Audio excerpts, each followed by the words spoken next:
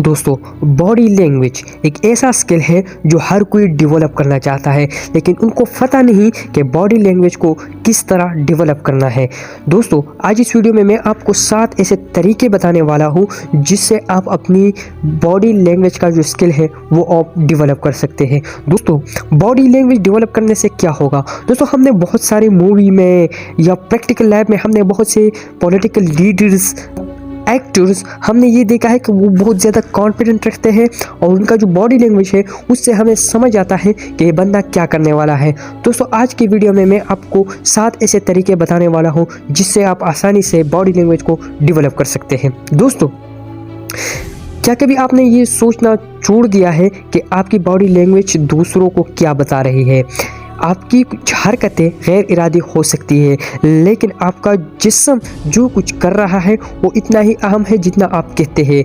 आखिर बार सोचिए जब आपने महसूस किया कि कोई आपको पसंद नहीं करता है, इस बातचीत के बारे में क्या था जिसने आपको ऐसा महसूस किया? क्या उन्होंने वाक़ईतन आपको बताया कि वो आपको पसंद नहीं करते, या क्या उनकी बॉडी लैंग्वेज से आपको ये सोचने पर मजबूर करते हैं?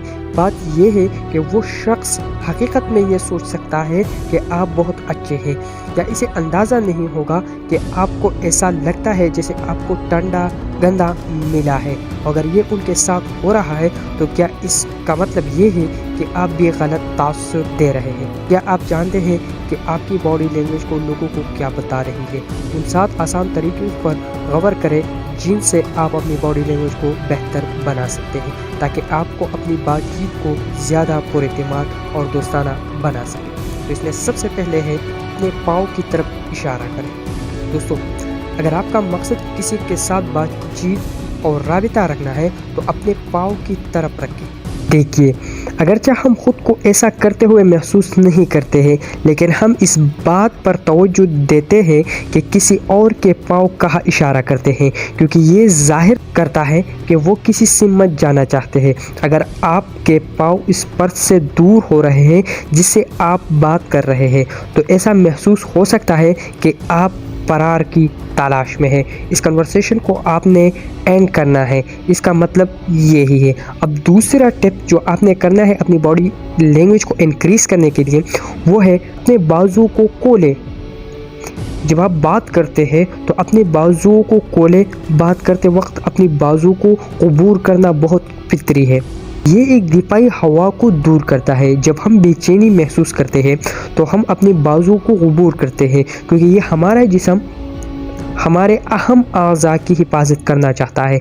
अपनी बाजुओं को अपनी तरफ ढीले छोड़ दे। कन्वर्सेशन ज़्यादा खुली और खुशाइन महसूस होगी। इससे कन्वर्सेशन खुली और खुशाइन महसूस होगी। तीसरा टिप जो है वो ये है, नोटिस करें कि दूसरे शख्स का जिस्म क्या कर रहा है। जब हम आरामदेह कुदरती गुफ्तगू में मसरूफ़ होते हैं तो हमारा जिस्म इस शख्स के अमाल की अक्कासी करता है जिसके साथ हम हैं। बातचीत के इस फितरी बहाव में आसानी पैदा करने के लिए आप तवज्जो दे सकते हैं और दूसरे शख्स की बॉडी लैंग्वेज की अक्कासी कर सकते हैं। चौथा नंबर काम जो आपने करना है अपनी बॉडी लैंग्वेज को इंक्रीज़ करने के लिए, वो है आंखों से राबिता।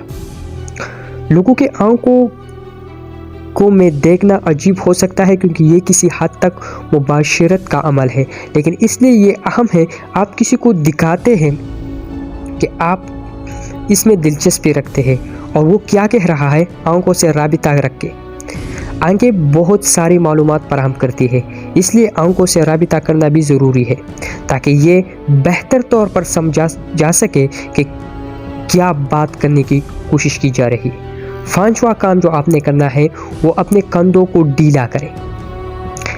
अगर आपने अपने कंधों को अपने कानों से किचड़ लिया है तो ये आपको तनाव का शिकार नज़र आता है। ये आमतौर आपके आसपास के लोगों को भी तनाव का एहसास दिलाता है। अगर आप पुरसकून और ढीले नहीं हो सकते तो अपनी गर्दन की पिछले हिस्से को आहिस्ता से मसाज करने की कोशिश करें। ये आपके दिल की धड़कन को कम करने और आपके आसाब को सुकून देने में मदद कर सकता है। छठा जो काम आपने करना है, पे अटेंशन। अगर आप अपनी बेहूदगी के बारे में जहन में रखते हैं تو آپ عام طور پر اس پر قابو پا سکتے ہیں۔ اپنے ہاتھوں کو ایک دوسرے کے اوپر اور اپنے انگوٹھیوں کو ایک دوسرے کو ہتھیلے میں دھکیلنے کی کوشش کریں۔ یہ آپ کو اعصابی توانائی جاری کرنے کی اجازت دیتا ہے، لیکن آپ سے بات کرنے والوں کے لیے اتنا قابل توجہ نہیں ہے۔ اعصابی عادات جو آپ کی صحت کو متاثر کر سکتی ہے۔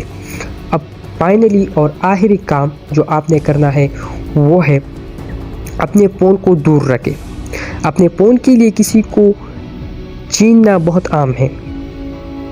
بات چیت کے بیچ میں آپ اپنے ٹیکسٹ میسج پر نظر نہیں ڈال سکتے اور پھر بھی پوری طرح سے اس پر مرکوز رہ سکتے ہیں۔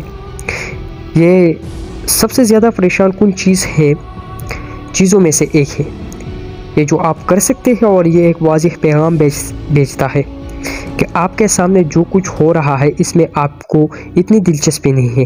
کسی کی طرف سے گالیاں دینا مزہ نہیں ہے، اس لیے دوسروں سے بات کرتے وقت اپنے فون کو دور رکھنے کی کوشش کریں۔ یہ محض ہے کہ اس طرح چھوٹی